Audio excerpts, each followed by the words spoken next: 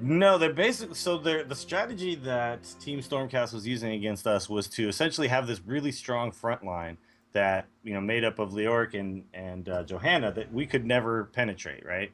And then in the back you had Kael'thas essentially poking everybody, and then Witch Doctor could trap people, and then Malfurion could also then root them. So there was a lot of ability to focus somebody down and then just dump a lot of the Kael'thas damage on them. Huh, so they actually were using the Skeleton King as like a snagger, but then also the Nazebo damage over time is what cleaned you guys up, along with the bombs going off later in the game. Exactly. So Nazebo does actually more damage than a lot of specialists do, because she just constantly is just like popping at all these little NPCs that are just coming at you, right? And it just continues to kind of overwhelm you. Well, on the left side, the ability to control, they were able to get us pretty good. On the left side here, we do have Team Stormcast. We got Gizmo on the Nazebo, Snarl, that is Mick from Stormcast, the host over on the Malfurion. Poor guy, he told me secretly that he just wants to do damage, man. He's always getting stuck healing. Atronics spinning around on the Skeleton King there. Another notch on that famous dancing Kael'thas, and Cattle Prod on the Johanna. Another Kael'thas on the enemy team. This will be Spastic Noobs, Tinfoil on the Kael'thas. A Tassadar, in fact, on Zerail, a Butcher Brain Pasta. Cal Dawn on an Uther, and a Johanna heading bottom as Speak God. Wow. These are some strong compositions. Yeah, really strong comps, and both aren't kind of falling into our usual archetypes at the moment. No. I feel like we're going to see some bloody team battles here. Well, it looks like they're all set up for it, bottom. That's right. So is this the Uther Butcher combo that I was remembering from a while ago? Because these guys are married. Yeah, they basically run around together. So this was a team, too, that I also played against, and what they did was a very aggressive ganking strategy, which they would just move up and down together and go for this kind of stun and then butcher you down combo. And it looks like they're actually going to go for it right here. Boy, are they patient. He was waiting a long time for that, but... And, well, actually, the Roots kind of chases him off. It's actually going to be tough to do this against a team with a Malfurion because of the ability to kind of just keep people up for a long period of time. For sure, huge amount of healing, and in fact, to counter that, it looks like Spastic Noobs has gone double support. I mean, in the early game, Tassadar great for soloing, but there's always kind of that late game where, did he get enough orbs for regeneration? Can he actually stay in the fight and do enough? Yeah, sure. Here they are at bottom again. They're waiting. just sitting there. Yeah. They really want to get a kill here, and I don't know who their actual target is. I'm going to guess that it's Snarl on the Malfurion, because it's going to be tough to, if you're focusing on the Witch Doctor, Snarl will be free to just keep him up. And it is kind of their best lane to do it in. I mean, Skeleton King's just going to walk out anything, and looks like Butcher's a little too far behind, but actually... Yeah, Butcher was a little late, but he actually comes in with the charge. Oh, he got it. Wow. And they did it. And the wall misses. It might have looked like Butcher was late, but maybe that was planned to kind of stagger that a little bit, just to get the combination of all the stuns that they had. That does mean that less tower shots went off on the Butcher, going on the Uther instead. So they're circling around mid, and they're ready. They're going to charge Skeleton King. He's already ghosting. He's going to get out. He's a very, very tough guy to gank, because if he's ready for you and he actually has the escape mechanism up, then you're never going to catch up to him. Well, both heroes at level 4. It looks like everyone's doing a pretty normal build. Skeleton King going the full push build at the moment till that gets nerfed next patch. And ooh, I really like the Butcher going with the reduced cooldown. He's going on the Kael'thas. Cattle Prod's too far back. Yeah. So they're forgoing all tributes at the moment to just continue to go for the kills and try to build that level lead, which is a strategy that really works well if your whole team is committed to it. Right, well, and of course these teams are communicating, so, and Johanna gonna be able to keep this annoying battle going on for a while because, hey, it's Johanna. Yeah. And oh, wow, Johanna. Great blind, keeping it going. But no one's coming down to help this, she's just gonna back out. So what was going on? At least Snarl and Team Stormcast have picked up the first tribute, so maybe they can turn the tides a little bit that way. Well, for now, Team Stormcast does have superior soak, taking that mid lane while everyone else is top. But their Spastic Noobs really wants the wall, and in fact, Butcher thinking about going back in. All his support's leaving, so he decides better of it. They're going to probably try to set up again for another gank, I'm thinking, and this is just the strategy they're going to stick with. And I think it's really effective. If it doesn't work, then you can fall behind really easily. So you just have to go for it, and that's what they're doing. And I might be more worried for them, but every game I've seen from them from this tournament, they've pulled this Uther Butcher style. So yeah, it's not like they're not ready to adapt if the situation changes. No, they're really practiced at this, and I'm sure that they can find another way to win if this doesn't work out. Well, right now we got Nazeebo holding off the Johanna lane. Johanna is going with that Knight takes pawn, an ability I thought would be awful on paper, but everybody takes now. And they're back in their favorite bush again, by the way. They're getting back in range. Up top, Kael'thas versus Kael'thas with the Johanna in the way. One has a wall, one has a Johanna, so, you know, even lanes. So I'm not familiar too much with Tassadar builds. Is this a fairly standard build that he's going for? Yeah, particularly with a Butcher on the team. It's going to be able to give 20% of Butcher's auto attack damage when he has a shield as health. And then static charge increases his damage. So he's doing like a side support, high damage build. Oh, okay. And with time, looks like another notch occupied in the back there. Ooh, Uther running around, getting the stun. Here comes Butcher. And I think they're going to get at least 2 kills here. Yes. Yeah, Cattle Prod's going to have to get out of here. Even Johanna is going to die if he stays around here. 4 people might be enough to take down the Johanna. Actually, in fact, with these body blocks, great going from the Uther. And that's going to be a They're going to get him. Wow. Well done there. So it comes down to this bottom lane, and if Gizmo and Snarl can take down this wall and possibly damage the fort, they can make up for those deaths. But we could see Spastic Noobs taking an early 10. Well, they do have a slight lead, but it's just because of the soaking that Stormcast has been doing. They are fairly close, so it's not too big of a lead considering they have a 5 kills to 0 advantage right now. Right. The real scary thing about this is that it puts them in a situation to get 1 or 2 kills at the next tribute and hit 10 mid-fight, which could really throw Stormcast off. I think at this point, yeah, when they get to that 10, they're going to hope that they're actually in an engagement at that time. So the next tribute is going to be really important. Well, Skeleton King and another Notch making their way up top, and they're going to pull back early. They're not sure where the rest of the team is, but thinking they might go for that fort there. And considering a boss, nope, just walking by. No, just walking by. I think it's the right call. It's too early to really kind of commit yourself to something like that. When you're already winning the game, I don't think you want to take a big chance and potentially get the other team back in. Well, this is Spastic Noobs with level 10 going towards the tribute. It's not a decisive tribute, so Stormcast would be smart to just hang out and soak lanes and look like they're going to just go take a camp and let them have this one. They should really just avoid this one. There's no way that they can win a team fight right now. Butcher going for the Furnace Blast, so he's going to be full on damage. You know, they have the Blessed Shield to bounce around to get those snags as well as the Uther, so they don't really need one more hold down on their team. No, they just need the damage from Butcher, and you can see best buddies, Butcher and Uther, still hanging together. Yep, they made a new friend, though, Kael'thas. Yeah.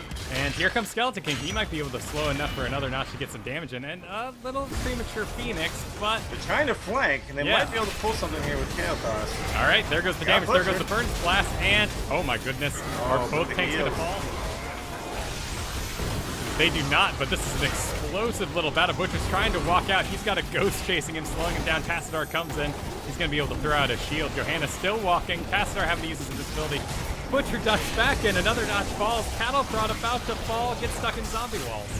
And dies. Oh, they did get Johanna. Wow. Just some living bombs bouncing around in the end there. So Tinfoil, smart plays by him sticking to the back. All the supports, Butcher and the tanks go down, but he's able to just keep pumping it out. And this is a rather important tribute. I'm really impressed with Brain Pasta's ability to not die there, because Butcher is not, it's a very large assassin, but it is not as tanky as it looks. So, good job by him to get out of dodge there when things got a little hairy. Yeah, particularly this early on. Maybe at 16 he can take a bit, but oh, that's a good lift on the Skeleton King, and Butcher running all the way around, immediately going for the healer. He's going to get locked down, tries to back out into his frenzy. Body blocked by the Skeleton King, and everyone's got to get out. Tinfoil way too low to be sticking around, and this is going to be a Stormcast tribute. Stormcast really needed this one, though, because I think if they had lost this tribute and gotten the curse, then you would see Spastic Noobs and immediately go for a boss or something like that and just basically put the game out of reach. Now they're actually going for a boss. Yeah, with Johanna down as well as Butcher, they're just going to go ahead and take this. But you can kind of see by the way they're moving, Tassidar's mounting up, Uther's getting his heal. They're all pretty aware of what's going to be going on down here and getting in position. But both the supports are on the scene before the DPS. They can't contest. They won't be able to stop it, but at least they can come in and maybe grab a kill. No, it looks like the team Stormcast is already out of there.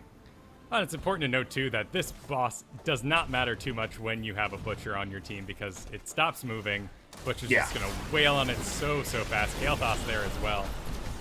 This probably won't even kill the fort. But now I have a question. Did they fix Leoric's ability to kill the bosses really fast? That was only for active Garden of Terrors and active... Oh, I see. Okay. Dragon Knights, right? Yeah. And that is fixed. And that has been hot fixed. Yeah, it's still it's still a percent, so it's still huge damage on those characters. But it's not doing bonus damage, which is what was happening in the background. Tinfoil are gonna come around and see this. A little dangerous, man. Just zoning him out, getting him a little frustrated.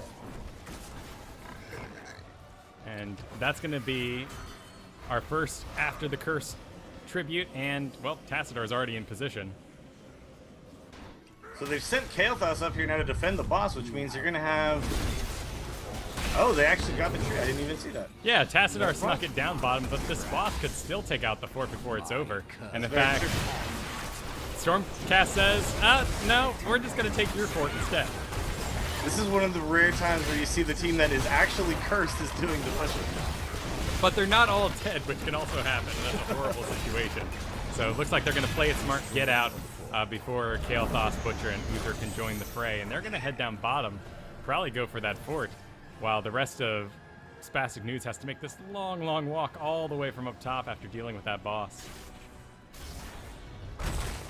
I mean, that's a good way to defend the curse, right? Is just re-push and then force the other team to have to answer. Oh, and of course, very popular on this map to take one boss, and while people are busy with one, you take the other. Get the other, yeah. I'd be very surprised. Middle here. Yeah, as we go into the future with new maps coming out, I'd be very surprised if Blizzard keeps with this format. So this is Spastic Noobs is really pushing hard through the middle, and Team Stormcast is way out of position to try to contest this. Yeah, actually, that's... Well, Team Stormcast is in the lead with one fort forward, but they're completely pushed out, and Spastic Noobs is going to have full reign of the map. I mean, they'll have to regain control, make sure that their forts aren't getting wailed on, and in the meantime, it looks like Spastic News is going to position and take their bruisers. But here comes Johanna. She's going to see it. Cattleproud is, of course, going to alert his teammates. Here they all come. It's going to really depend on the engage, and here goes the damage. The Flame Strikes are out, the Phoenix are out, and that's going to be a dead Uther. Butcher taking quite a bit of damage back there. Kael'thas also taking damage, having to run around a few times. Butcher falls, and looks like Team Stormcast is going to regain their bruiser camp there and chase Spastic Noobs completely out. This is a really well done job by Team Stormcast to turn the tides of this fight, because this game was very much in Spastic Noob's favor for a long time here. I think They're actually right behind in XP as well. Yeah, absolutely. Spastic Noobs might have a more solid team comp, maybe more practiced team comp, but the game sense of Team Stormcast is really winning it. And so when you get down a little bit early because of some team kills, what did Stormcast actually do to turn the tide on this? Was it just concentrating on the very next team fight? One of the best things they did was they didn't panic about the Butcher. A lot of their DPS is standing and fighting when he charges in rather than going, oh no, and running for it, which is so easy once he has Furnace Blast to just want to get out of his way. But they stayed and fight. It was a great Phoenix there in, and definitely those two bosses put him back in as well.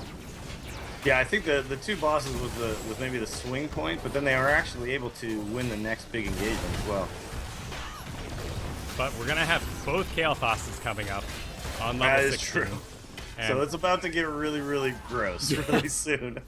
Yeah, this game is honestly anybody's at this point, particularly with both Kael'thas's now. Both seem to be about equal in XP, so if any deaths happen around this tribute, it could be a complete landslide for the enemy team.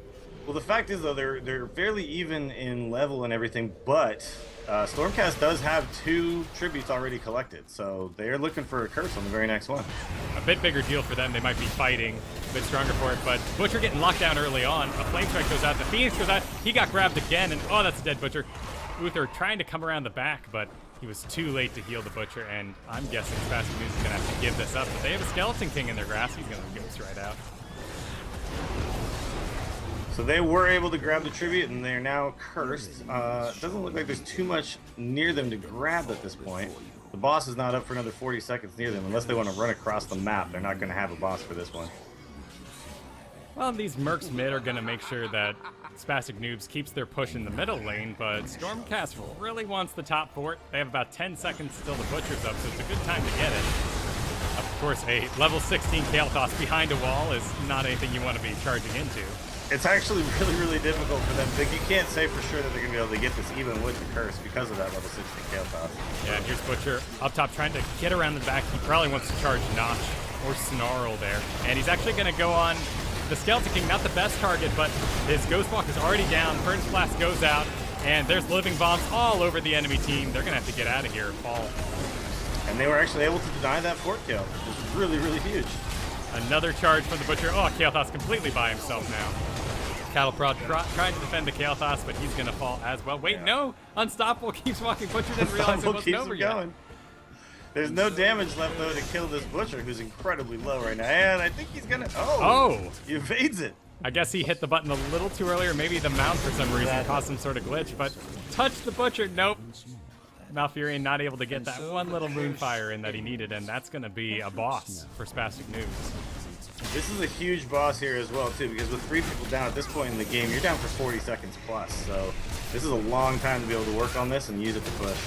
Yeah, 10 minutes is one check-in, but certainly 15 minutes is when bosses can get considerably more powerful, and those death timers really start getting up towards the minute mark. Looks like Gizmo's going to go for their boss, possibly start up with some zombie walls. He definitely wants to.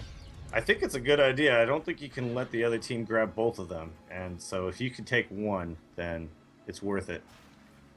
Well, Spastic However, Noobs it looks like they're canceling that plan. Yeah, Spastic Noobs is popping off. They can see the whole enemy team in the middle, but Stormcast is more than aware. There goes a Clairvoyance, spotting them all over there too. So we're going to have a contest for the boss here with only a level deficit. It's anyone's game. I think this is actually a much so that they considered taking this boss, and now they realize the best plan of action is to actually let the other team go for it and try to sneak in and get some damage in. Looks like they're moving down. Oh no, they're going to just go ahead and defend the other boss, which means they're going to have to defend 2 bosses in a row. Yeah, their Uther took the Clairvoyance, and of course Tastar has the constant trade ability to see over things. So in fact, Spastic Noobs takes it real safe just because they continually keep an eye on the enemy team. And that's Stormcast having to defend their fort. They hold on to it. They hold on to that one, but I don't think they're going to hold on to this one. No. Five heroes and a boss working on this one. It goes down really, really quick. And it's important to note that unless the Butcher can die sometime soon, he's extremely powerful. He went the build where he can get 35 stacks of fresh meat. So his attack speed his damage is 35% higher and 35% faster. Which means you really need to try to find a way to flank or focus him or somehow. If you could get him out of position and he dies to the wrong person, you might be able to grab a kill on him. Absolutely, and it's really the snowball potential of, Notch and his enemy Kael'thas are getting up. Tinfoil are both getting up there in their gathering powers, so they both need to fall or they're going to be way too explosive. At this point, it just feels like Spastic Noobs is just far too strong, and their composition is really starting to show itself in team fights. Okay, so there they all go. There's the Skeleton King. I lost him in the middle of all that fray, and looks like Spastic Noob's gonna go clean up their mid, take their bruisers. Maybe Butcher will have at these giants here, but Stormcast's probably gonna come take their site, gonna be right behind them, and in fact, with Butcher away from the group, if they can find out that Butcher's here, they could get a kill on him, but I don't think they know yet. Yeah, and Johanna's heading top too. This is a real dangerous position. Stormcast just probably doesn't even know where the Butcher is, so they don't want to invest. No, if they were aware of that, they would have definitely moved in for the kill. But I think at this point, Stormcast has to take a risk, and they need to go looking for a fight. They cannot wait and just let Spastic News keep on putting pressure on them with all these mercs. Well, and look at that. It was that clairvoyance, the Tassadar trait, Oracle. Like, they're just... Spastic Noobs is keeping such a great eye on Stormcast that they're continually making all the calls of when the fights are, and that's why they're winning this at the moment. Yeah, they're controlling the map really, really well at this point. Well, it did look like anybody's game, but as they got into these higher levels, Spastic News was able to just pull away, and the team fighting is just what's doing it for them. Well, there's a great bouncing shield, some stuns going out, lifting the Johanna into the air. Not a bad target, but that's going to be a big Furnace Blast. Another Notch trying to get out. Butcher don't care, he's charging in. He had a shield for the whole thing, too. He just cleans up 3 dead. That's a slow on Gizmo. Gizmo's going to fall. Oh, no, he uses Sprint, he gets out. The ability for Butcher to be incredibly aggressive because of Tassadar's shields is paying off huge right now.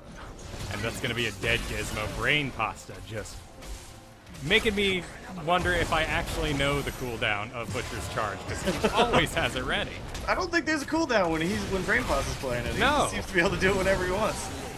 Oh, well, okay, that's it right there. Reduce the cooldown of Fergusson Onslaught by 40% when you hit. They've killed the entire team. Only the Skeleton King is up right now, so they're going to go ahead and just cruise right on through these last forts. Not a bad solo defender. I mean, at least he can't die. He can do a bit of cleanup on this lane should they divide up. Certainly needs to stop those giants before they start wailing on the core. And this is the point where you have to make a decision if you're Spastic Noobs. Do we dive the core? But they're just going to go for forts at this point. They still have level 20 advantage, so they're going to stick around a little longer than they should. They have those teleports, those pulls to the storms, and all their extra abilities. Even Uther can die and still resurrect about 20 seconds later, so they're going to be a little risky here. I'm not sure. Oh, Butcher coming around the back, trying to get engaged, but they're going to get out safe. So I'm wondering now, if you're Team Stormcast, what is your game plan at this point? What's the best way for you to turn this tide? Because you're now down to 2 forts on the inner part, and that's it. So you're very, very exposed. They need to get level 20 for sure. It's just a huge power advantage for Spastic Noobs at the moment. But with another Notch's play on that Kael'thas, this tribute isn't going anywhere for a while. 2 Phoenixes going out, dueling it out. They're both just ignoring each other, though. You would think that they would turn and look and see each other and say, yeah, let's have that. This is such an important tribute. Both teams are trying to play as safe as possible. Oh, there's a great March of the Black King going out, but nobody falls. Butcher, while the tank is full. Well, they might actually be able to get no. Oh my god, the healing there was insane. Yep, and that's going to be cleanup for Spastic Noob. So what happened there was Skeleton King saw an opportunity to get a kill. Oh boy, here goes Butcher again. On a shrunk Kael'thas. Kael'thas will fall. Gizmo needs to get out of there before that Butcher cooldown. But what happened there was Skeleton King saw an opportunity, a very low enemy. He used his March of the Black King, got out of position, no longer guarded his front line, and they just charged the Kael'thas. Johanna panicked, tried to get in there, and Malfurion died as well. So now with 3 heroes down for at least another half a minute, I think that the road is clear, and they're just going to go for the core, and I think they're going to get it.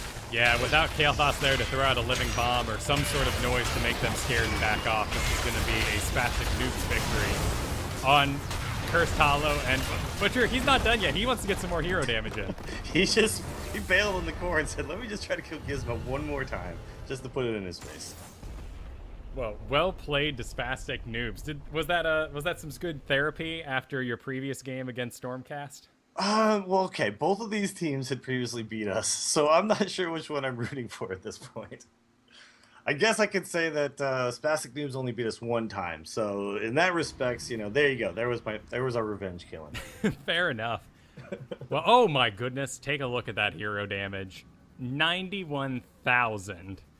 Versus another Notch's 42,000 damage. Wow, that's a 2-to-1 disparity between the Kael'thas's right there, and that's, and the other thing about this too is the Tinfoil had 20 takedowns with 0 deaths, while Kael'thas, another Notch, actually died 6 times. So, and you got to remember, like every single one of those deaths is resetting that gathering power talent. Back to 0, so it's a bit snowbally. It's why it's being fixed next patch. Mm-hmm. Yeah, right now Kael'thas is way too strong. If you can never get to Kael'thas, then Kael'thas becomes out of control by the time you get to the late game. And Kael'thas doesn't feel weak enough in the early game to make up for that difference, right?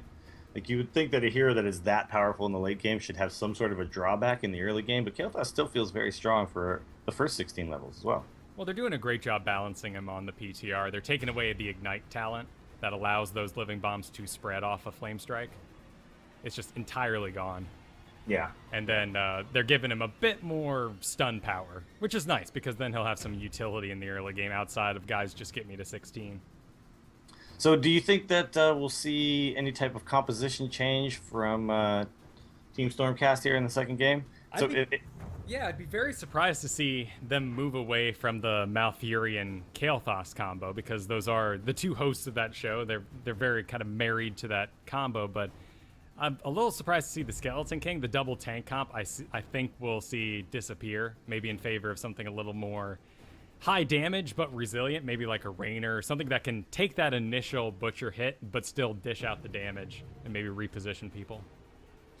Yeah, I think that's one of the trickiest things is they're going to need someone who can deal with that Butcher because the Butcher, even if Butcher wasn't the top damage, which went to Kael'thas, Butcher was really the one who was initiating the contact in most of those team fights. Right, well, and Johanna doesn't have any movement-based abilities, so every single one of those fights was really called out by the Butcher, and since he's, being palled around with by the Uther, the majority of the team there was there to back up. All right, so are we into the next game? Not yet. Looks like we're taking a slight break, so I'm gonna do the same. Just put the screen to neutral here till we get that invite, and I will be right back. Oh, that sounds good. I'll do the same.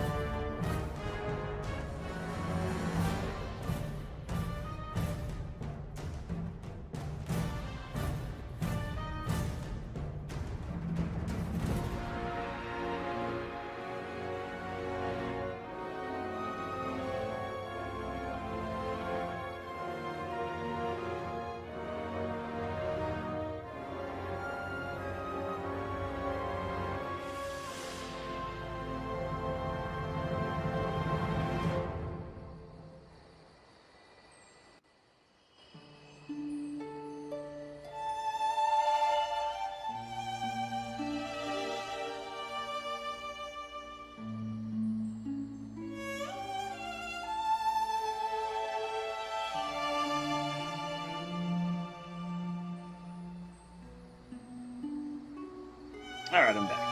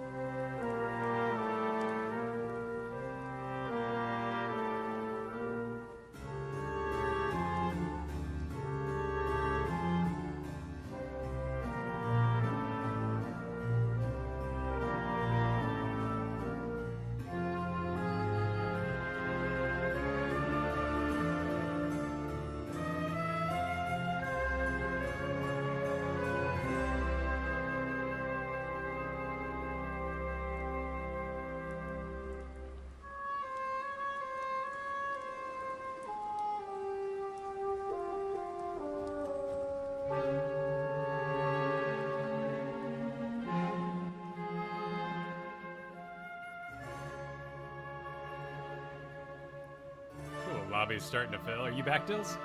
I am. What's going on, man? Sweet. Looks like we're gonna have Sky Temple. Oh, Sky Temple. Okay. This is a really, really fun map, but also one that's really, really difficult to come back on sometimes. Yeah, it can get a bit get a bit extreme. I'm honestly surprised to see it. We've been seeing nothing but. Well, maybe you can inform me on this. What's with Spider Queen in this tournament?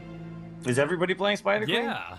Because we basically chose Battlefield of Eternity every single time we could because we felt like we had a solid strategy on that map. But I guess now that I'm thinking about it, some of the other teams did select Spider Queen a lot. I think maybe that map feels very even because there's really two spots to fight over. Whereas in a lot of these other maps, you're kind of roaming around the entire time. The thing I love about Battlefield of Eternity, though, is that you have like these really solid phases during the game, and then there's like there's a lot of rotation around gathering objectives in between phases. So if you have a solid team strategy there, it can really pay off. Which is why we were choosing. Plus, it's the most epic one, I think. Well, watching the Eternals battle it out is pretty awesome. And currently, it's the most PvE oriented one. Yeah, I agree, absolutely. So this one is actually one of my least favorite maps to play. I agree. Because I feel like when you start to lose, you can't, to turn the tide, you essentially have to either take the one single boss that there is on the map, or you have to try to take 2 temples at the same time. And those are both incredibly hard things to do when you're behind in levels. I think, too, those maps like Sky Temple and even Dragonshire work better in solo queue environments, or maybe like, 3-party group ups. Yeah. Whereas when you're having to do this all on TeamSpeak as one person, you're basically dealing with 2 different conversations happening at once. Those that are top and those that are bottom. No, it's true. Yeah. Yeah, there's so much space too on this map that to move around as a team really takes a long time, and it's slow times to react to a lot of things. Sweet. Well, we are getting into Sky Temple. For those of you just joining us, this is round 2 of Team Stormcast versus Spastic News. I'm Kyle Fergusson. I'm joined by Willie, Dills, Gregory. Hello. And, well, we just saw these guys battle up. Spastic Noobs took the victory this last time, and from the little bit I saw in the lobby there, it doesn't look like we have a big change-up from Team Stormcast. But we'll see once we get in the game. Yeah, I mean, I would expect that they are going to try to counter the comp of Spastic Noobs at least a little bit, but if they don't feel comfortable swapping out just maybe one tune here or there, then they might stick with the same composition, which I think is also acceptable. If they just alter their strategy a little bit, and they've picked this map as well, right? So... Yep, that's true. As the losers, they did end up picking this map, and Team Stormcast does have quite the roster change. Atronics taking the Jaina, Snarl still on the Malfurion, Cattleprod still dancing as that Johanna, another Notch actually switching over to Zeratul, and knowing another Notch, he knows the meta plays, so this is going to be a pretty darn scary Zeratul, and then Gizmo taking that bottom lane. Pretty usual spot for the specialist. Tinfoil still on the Kael'thas, Uther and Brain Pasta still doing their thing. Still on the Tassadar, so it looks like, actually, Spastic Noobs, no changes. No changes, which I would expect from the team that won. I mean, I think if it ain't broke, don't fix it, right? That's, I think, the strategy here. When you're the team that won, and I wouldn't say they won decisively, but I would say that they pulled away as the game went on. I think you go ahead and you stick with the same comp. For sure, and it looks like we're going to have a pretty peaceful little exchange of the tower up here. Sometimes things can get a little wacky, but with the Stealth Zeratul, he's just going to walk right out, and lanes are coming together. Mid's going to be strong, bottom's going to be strong, and it really comes down to where Brain Pasta decides to park himself. So, yeah, Brain Pasta and Uther, they're still roaming around together. Best buddies for life. Knocking the Zeratul out of that, and there goes the charge on another Notch. He still has Blink, so he can get out the second this damage is over. But nice stun jungle. Well, Zeratul's going to be hard for them to gank like that, because, Zeratul's got so many ways to escape. For sure, and then Tassadar here mid. I mean, they're not gonna be able to get him anytime soon. So no, both mid and bottom lanes extremely safe. Even this gank going out on Johanna, she's just gonna keep walking. Now, this actually might have been a really smart decision for Team Stormcast to go with, Zeratul here, and just a character that is really hard to do the strategy that Spastic Noobs has showed so far, which is to try to find heroes out on their own and take them out one by one. You've got heroes that are just able to get away, so they're not going to be able to pull that strategy off. And on this map, when those first 2 temples pop, it's often advantageous for each team to just kind of pick theirs. And it looks like we do see that strategy going on. Yeah, essentially, it's a little too early to really contest another team's temple. So unless you feel like you've got a huge advantage, you can't even kill somebody long enough to even take them out of the fight for an extended period of time. So. For sure. Now, looks like, so Spastic Noobs, they are going to have the safer position taking the top one, because you can see everyone coming. They know how many people are down in the middle, so they're actually going to go and get all their soak. Yeah, no, they didn't lose any from the bottom lanes. You can see Johanna's down there, so they've lost no XP, and you can see they have about a 3/4 of a level lead or so, which makes a big difference early on. Well, there go the towers. They're finishing up, and we're going to have to reposition here. Kael'thas looks like he's going to stay in that top lane. Butcher and Uther buddies heading out, seeing what they can get done. I'm curious to know what happens when push comes to shove on this Jaina. We haven't gotten to see Atronics actually unleash his Blizzard or anything like that yet. And, of course, that leaves another Notch to clean up after her. And Jaina's still one of the top heroes currently, right? Just for win percent. Oh, Malfurion goes down. Oh, wow. Got a kill. Explosive in the middle there, and that's the power of the stun juggle from the Butcher and Uther. That happened before I even realized there was a fight going on. I was looking elsewhere. I was about to congratulate Tinfoil on his beautiful game sense, just going right back to this wall, barely staying in XP range and making sure that he doesn't fall to what he knows is a stealthy in his lane. So if Jaina's near the top, do you think that Jaina and Kael'thas they should really be kind of dueling each other here, or do you think it's okay having Zeratul challenging in the top lane? Unless they switch that out. Oh, wait, there we go. Living Bomb on her. That's going to be enough to finish her up, actually, with the stun juggle. Yep. So I guess I got my answer. There you go. Really, in the laning phase, Jaina's going to win out because ultimately it's the Living Bombs that do the most damage for an early Kael'thas. And you're just going to keep your mana up longer, clear that lane so much faster than something like a Flame Strike can. So in that sense, Kael'thas scales a little better into the late game, but Jaina's going to be able to do a little bit more early on. Absolutely, and that's definitely true with the next patch, with them taking away Water Elemental's chill effect on release. So nobody's really made a move for Mercs yet, and as I say that, it looks like Stormcast is going to move in on these tops. Yeah, so often in this tournament I'm seeing, the two sort of unessential laning guys being the tank and the healer going off to get Mercs. But this roaming Butcher Uther is just going to plow through them so fast with the Butcher there. It's a very good call to put them on it when they're not ganking. And we have a single tower up, so this is when we have our first real battle. Of course, Johanna versus Johanna. This isn't going to go anywhere too fast. No, nothing's going to happen here. Nothing to see here. Everyone move along.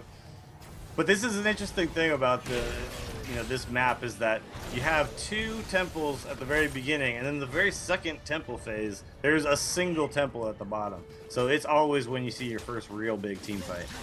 And look at this, they took those back giants, and then Butcher and Uther, after getting the Kael'thas kill, come around the top and stop taking theirs. Those going to be in such an awful position. They immediately start wailing on this far tower, and that's just going to be a ton of noise for Team Stormcast to actually deal with while trying to hold on to this temple, which I guess they're just letting them have. They've essentially decided to let them have the temple in exchange for... Okay, but now they're going to move in kind of later on while there's still some shots left in the temple and see if they can do something with it. This is really dangerous. Butcher decided to charge the Johanna there, and he's actually getting hung up on another Notch, who is doing a great job body blocking. Butcher's having to come around the side. Kael'thas throwing out some flames, but for the most part, a Malfurion is going to be able to top off this group right quick and get right back into battle, whereas Spastic Noobs in this case is going to have to full-on B because Uther's heals are just so much slower. Yeah. Well, that was interesting. That was one of those fights. You can see how both of these teams are definitely very practiced at this point, because when you see a whole bunch of activity like that, usually somebody goes down. But in this case, everybody was able to maintain good positions and get out, and there was no deaths. So all that activity around that bottom temple, and nobody died. Well, right now it is 1 kill to 2, so once again, anybody's game until we see some sort of talent disparity. Both teams doing a great job soaking right now, in fact, and here comes Butcher, Kael'thas, and Uther. Kind of an explosive combination, but can also go down pretty easily. Looks like they're going to get through this top fort for sure. Yeah, and that'll actually knock him up to 10, and if they see another Notch there, he needs to get out. They're pinging him. They know he's there. They know he's there. They can see it, yeah. Yep, there's the slam. Okay, there's the teleport, and Butcher's going to go on him. Uther mounting up to catch up. He has no blink. There's Uther the can stun. get his stun off. They're going to get him, I think. Oh, and through the wall. Oh my god, he barely gets away. Wow. That came down to block. A great early pick against the Butcher. Of course, when you reduce the Butcher's auto attack damage, he heals himself less. So block, a very powerful ability against him.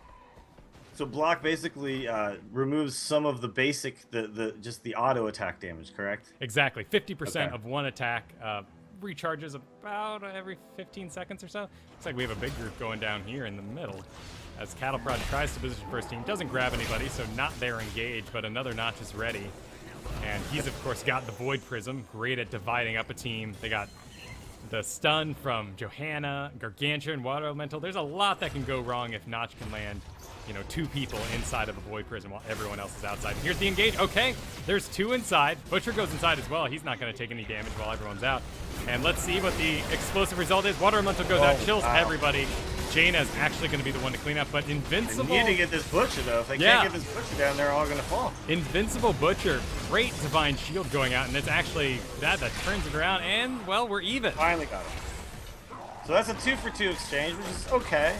if you think Stormcast was slightly behind in levels, so they were able to actually even things out towards the end of that engagement. And they might be able to pick off Johanna here, too. Yeah, with this much damage coming down to her, she's already used her Unstoppable, and Uther is well out of heals. They're going to have to pull back up, and it's Temple time, which is a very bad time for Temples for Spastic Noobs. So there was a weird period right before that big engagement where there was no available, outside of the boss, there was no available objectives on the map. So it's kind of, I think those are the times when I always feel like a good team will find something positive to do, whereas a bad team will kind of mill around not knowing what they should be doing, right? Certainly, yeah. At this level, with this many objectives still on the map, and I'm talking about, mercenary camps and forts that are forward to get in that case, there's always something you can come up. But late in the game, the smart team actually decides to do nothing when there is nothing to do, because all you're going to do is get yourself in trouble and out of position. Yeah. Okay. Yeah, your boredom is going to get you killed, basically. Yeah. So don't run around like a chicken with your head cut off when there's nothing to do. Got it. Good advice. Well, there's some giants for Team Stormcast. Of course, this tower's finishing up now, and we're just going to kind of reposition ourselves until the next battle, which will once again most likely be decided by the Butcher and that Uther combo. I'm really impressed with Stormcast's ability to turn this game around. They're actually a full level up now. Well, about a quarter of a level, really, but... Yeah, they've evened out the kills. They managed to get that Johanna. It's lots of work killing that Johanna. And they're actually up a fort at this point. Yeah, everyone's making their talent decisions now, and anything looks like... Okay, so we see a pretty normal build for the Kael'thas. In fact, Tassadar going with a bit of bonus movement speed. I guess he's worried about getting caught out. And Johanna going a little aggressive with the Burning Rage. Yeah, they both selected Burning Rage, which just, adds a little more damage to the Johanna, which is always going to be in the middle of the fight anyway, so. Now, here's a scary thought. Malfurion decided to go Life Seeds instead of Shrink Ray. Of course, Shrink Ray, very powerful against a Butcher, but he's more concerned about the damage that's being done across the team. Oh, charge on the Zeratul. He's able to blink out. Great blink. Water Elemental actually keeps them from investing any further. And this could be a safe exchange, but no. Notch decides to put down his Void Person. Can they get the Kael'thas in the back? He's too safe. He's too far. And this actually overextends the Jaina. Phoenix gonna wail on everybody. Furnace Blast goes out. Cattle Prod doing a great job tanking everything. Oh my goodness. That is some great tanking. I'm really impressed with their ability to keep these tanks alive in the front with the healing in the back. I thought for sure they were going to get at least one kill there, but no. And that speaks to Life Seeds right there. I mean, Malfurion, he gets a full second heal. It auto-casts for you, so you don't even have to bust your bones to do it. And 2 heals over time going off on Johanna there. Kept her alive through everything. Well, it really means that Malfurion doesn't also have to split his attention, right? Because now he doesn't have to worry about any offensive abilities of doing things like shrink raying somebody. He could just sit back and focus on the healing. Exactly. And throughout his build here, he's gone with, as few abilities as possible, whereas the enemy, Uther, is dealing with already 3 additional buttons. Yeah. So they're circling around this boss because there's only the tower at the top, or the temple at the top. But I feel like Spastic Noobs is aware of what's going on. Yeah, this is what you do, though, if you think the enemy team coming has in. the top. And yep, they're going to come in. And they're coming in. They're pretty heavily invested. Half health. Malfurion, he uses his heal, which is on a cooldown, of course, to get in there. If another Notch can actually squeeze it in. But nope, they pull back. Smart move. Yeah, they pulled back. They saw them coming, and they realized what was going to happen. And it would have been bad, because you can see they actually all did the interesting thing of hanging around the top and being really patient so they could get the initial Butcher in there and then do their normal murdering after that. Yeah, this is a huge, strategy exchange on this map. Whoever takes the top single temple, really the other team should immediately go for the boss. And looks like Brain Pasta, as well as 2 others, are going to kind of hang out down bottom to see if they can't catch them trying to take the boss again. But instead, we just fully invest in the top. Everyone's up there. Johanna a little out of position, but who cares? Johanna, keep walking. It looked like Johanna was maybe going to be a decoy and try to fake it like they were going to go grab the top temple while the rest of the team stayed low, but then they all moved up, and so now we're going to see an engage, I think. Well, we see a semi-ripped, great ice block there, protecting the Jaina from the slam, but that's a lot of damage going off in here. They're really squeezed in the corner. They need to reposition. They got to get their Johanna in front, and they do actually. Butcher falls. Wow. He can't get to the back squishes that he wanted to. Everyone's in retreat. Tassadar pops his Archon for the additional shields to get out of there. And Uther has to use grab this Uther. Oh, Almost. Barely dodged. He has to dump everything, including his ult, on himself, and Butcher actually falls before he can use the Furnace Blast. So, short Once they got cooldowns the now. Butcher out of there, yeah, it was they were free to just kind of go ahead and go on the chase there. And they're going to take the rest of this top temple, which has quite a few shots left. Yep, but now Stormcast needs to make the tough decision. How many people do we leave up here? Butcher's going to be up real fast. They're going to be able to go take boss if they leave too many up here. So they're already there. So they're going to have to make a decision quickly because they're about to start in on it. As soon as they grab these giants, I think they're going to move in on the boss. Atronic's going and getting some laning done. Tinfoil is actually very vulnerable at the moment. Yeah, Zeratul decided not to go on him. He doesn't know where the rest of them are. Oh, he starts it now. And there's the Butcher charge. It may be too big of an investment. In fact, he already used Blink, and that's going to be a dead Zeratul. Wow. And that's a huge I think he was just a momentum little bit late getting in on that Kael'thas right there. He didn't know where the Butcher was. He didn't know. He thought they were all there around the corner, and it took a couple seconds for him to register. Oh, he's just by himself. And this is going to turn not only into a Zeratul kill, but Jaina goes down as well. Of course, Spastic Newb's probably a bit pumped up on adrenaline, so they just want kills, and then all of a sudden they're at the wall and they go, oh, well, let's get the boss. We have 30 seconds. And with the Tassadar, they can easily, yep, there it is, the Oracle, keeping an eye out over the map. And Stormcast not going to be able to really close on them, and Butcher just going to burn through that boss so fast. Yeah, even if they were there and they had a chance to respond, I don't think there's anything they could do in a 3-on-5 situation. Well, boss going out. Let's take a quick look at the damage here. Top damage is Nazeebo, actually, with the 28,000, and really very close behind with 25,000 is the Kael'thas, so no big damage disparities and no double tanks or anything like that to give one team an edge in damage. I think at this point you'll start to see the Kael'thas' damage really ramp up a lot more because now they have reached 16. Yeah, for sure. In fact, to deal with that, man, I love this Malfurion build Snarl's going for. Hardened focus, so he has reduced cooldown, so he's just going to be constantly spamming. In fact, that might be enough healing to just keep it going forever. But Ignite, you can't deny the power of Ignite, and it could cause everything to go wrong. Yeah. And Uther adds another button to his bar. He's like, I don't have enough things to do yet, so give me one more.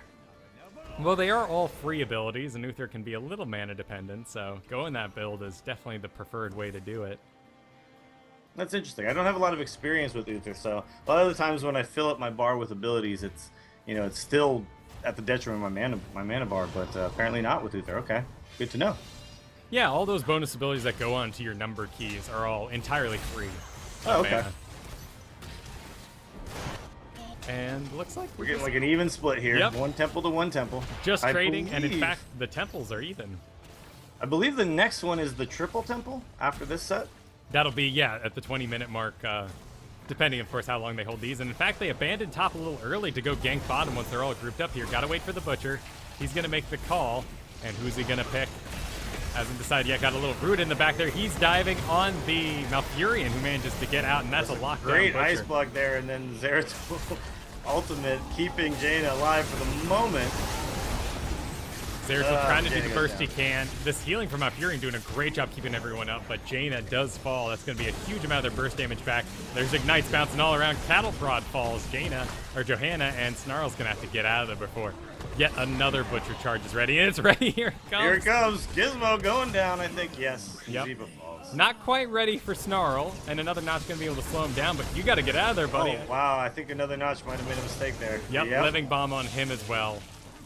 Let's take a look. It's always a difficult thing because you don't want to leave your teammates behind, But it's also you have to make a really, really strong decision on whether it's possible for you to save them or if you're going to put yourself at danger trying to get in there and save them from a Butcher, especially a Butcher and a Kael'thas.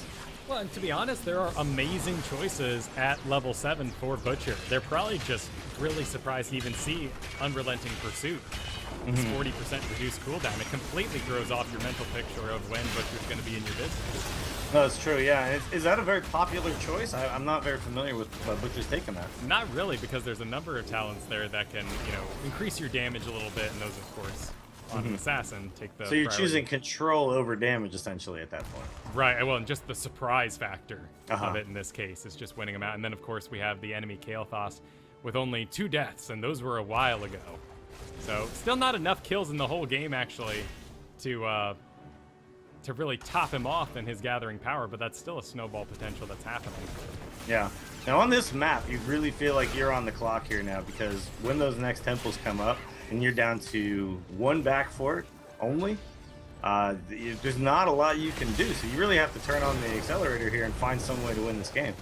Yeah, and with the two supports, Spastic Noobs can really divide up and have good comps at two temples, whereas with one support, one healer, and it's Johanna for that too. Stormcast is going to really have to stick as a unit, and hopefully they can just sweep the three temples and clean up, and then hold them all for themselves while everyone else is dead.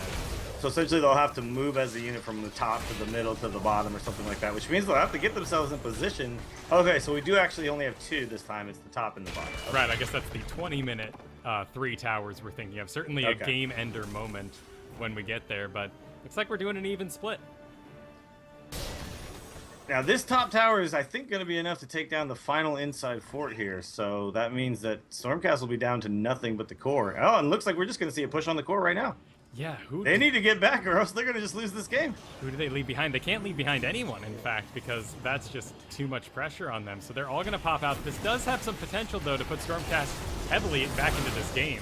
Stormcast is able to react fast enough, which they do. Yeah, they're missing Johanna. There's another notch going out forward. Okay, got to get back to that Kael'thas, but they're getting this around. Now the Maybe timing this of this has to be right. Butcher panics a little bit, breaks it early, but Snarl falls down. The healer, the guy with everything they needed to keep going, and that's Jaina targeted. They're going to have to get Butcher or else this is going to be a total disaster for Stormcast. Burn is I think they will. Oh, wow. A bit risky. They end up losing 3, but they're still chasing a very low health Uther. Great stun by the Kael'thas. Nazebo and Johanna not really going to have the grab they need, but Gargantuan chasing, and, well, they're going to regroup. They're going to have to pull off of this chase. This chase is not going to end well for them. No, but they're both level 20 now. So Johanna does have quite a bit more resilience than she did a couple minutes ago, so she can overextend like that if she wants. In fact, that bottom temple is still sitting there waiting for someone who wants to take it. Yeah, and in fact, the top temple barely leaving this last fort alive. So that's going to leave us with a contest for this bottom, but I think it's just going to go to Spastic Noobs. Yeah. It's going to start putting Team Stormcast below their shields. Unfortunately, Stormcast just doesn't have the resources to be able to contest this at all, so they're going to have to let that bottom fort go.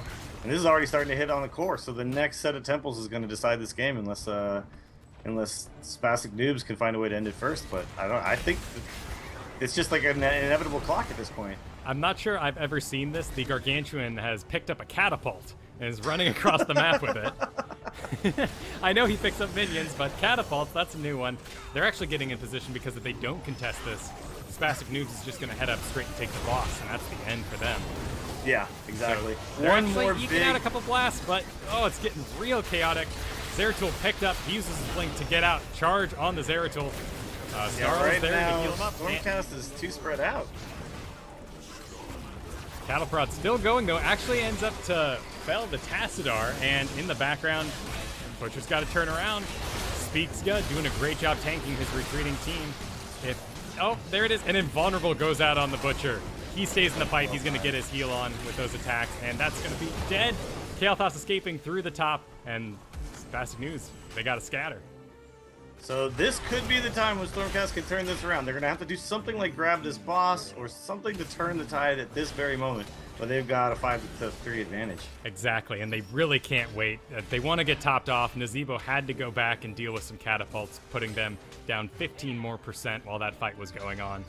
Jaina, out of mana, low health, also had to get back. Though we do have a 3v2 here, and Uther getting locked down pretty heavily, but Uther actually going with the res town, so even if they get him, he'll be back up in he'll be back very soon. But essentially at this point, they need to just find some way to continue to get to this advantage that they've gotten through the last team fight. And Zeratul goes down, that's huge. Yeah, Living Bomb catching him a little unawares, and of course Malfurion's heal over time. Not quick enough to counter that Living Bomb. And there's Uther, he's back up. He's back already.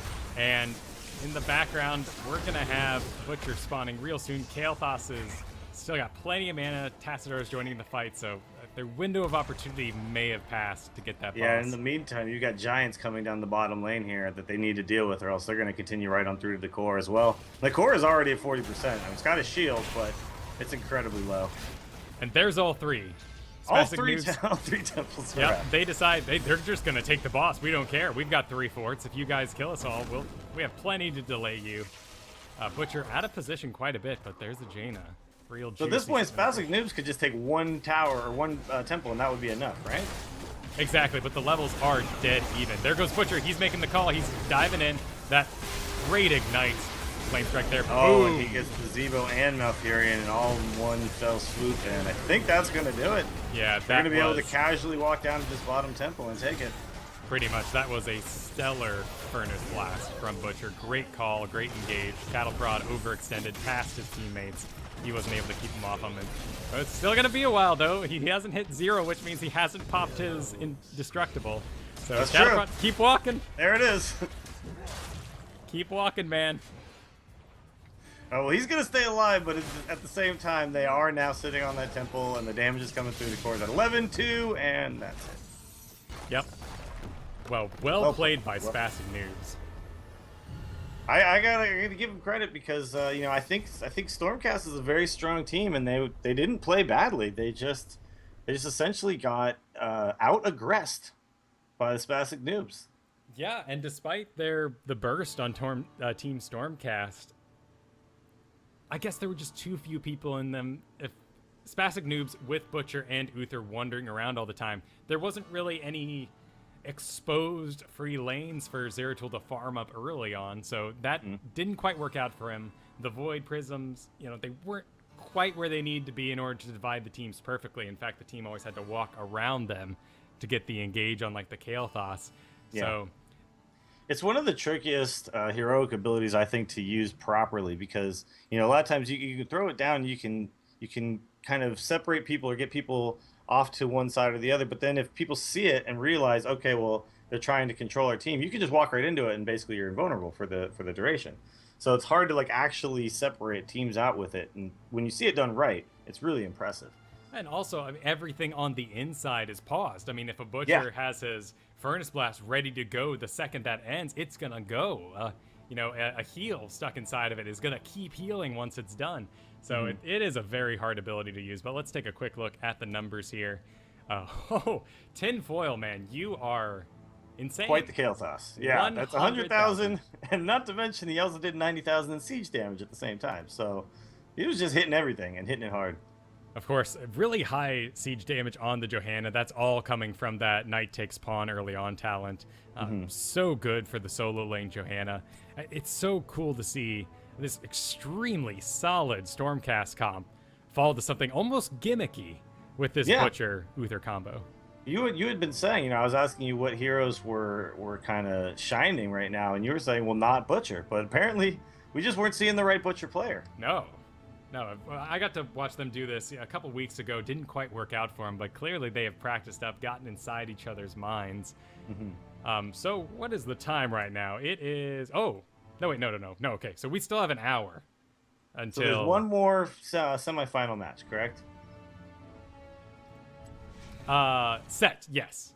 Okay, one more semifinal set, yes. Cold plays and adults with jobs, and that's coming. You're going to cast that with Gorath, I believe. Yeah, Gorath, who put together this whole tournament, so let's get him on for sure, and you know, let him be seen, let him be congratulated for getting this whole thing put together.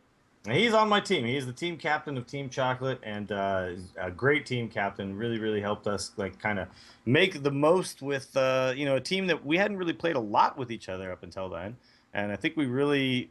You know, I think we were one of the stronger teams in the group phases.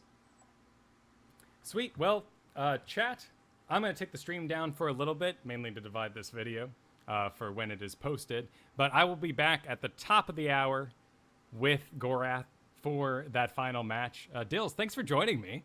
Yeah, it was a lot of fun, man. I was glad to get a chance to actually talk about some of these games because, you know, I've been so busy playing that I hadn't had a chance to actually cast one. So this was really fun for me. Awesome, dude. Well, everyone, see you in an hour. Later.